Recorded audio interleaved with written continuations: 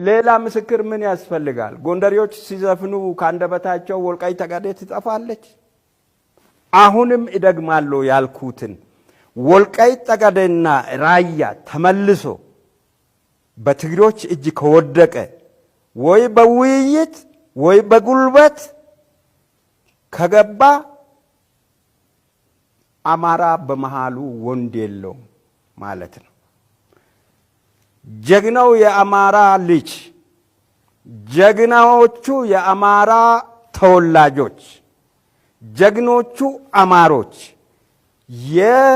የፍየል ሞራና የተፈጨ ኮሶ የምች መድኃኒት ይዘው በአራቱ ማዕዘናት እየተወረወሩ ትልቋን ኢትዮጵያን ጠብቀው ያኖሩት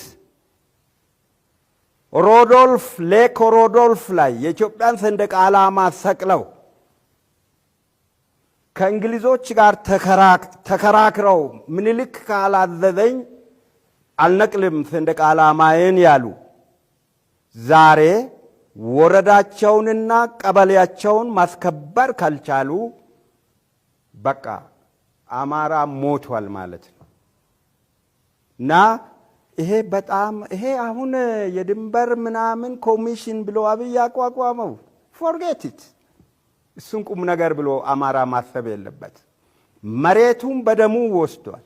እንደውም መሬቱን መመለስ ብቻ አይደለም፣ ከወልቃይት ከጠገዴ ተዘርፈው የሄዱ ከብቶች ለ27 ዓመታት እያረሱ እህሉን ወደ ትግራይ እያጋዙ የቀለቡትን ሂሳብ ሁሉ የአማራ ልጅ መጠየቅ አለበት።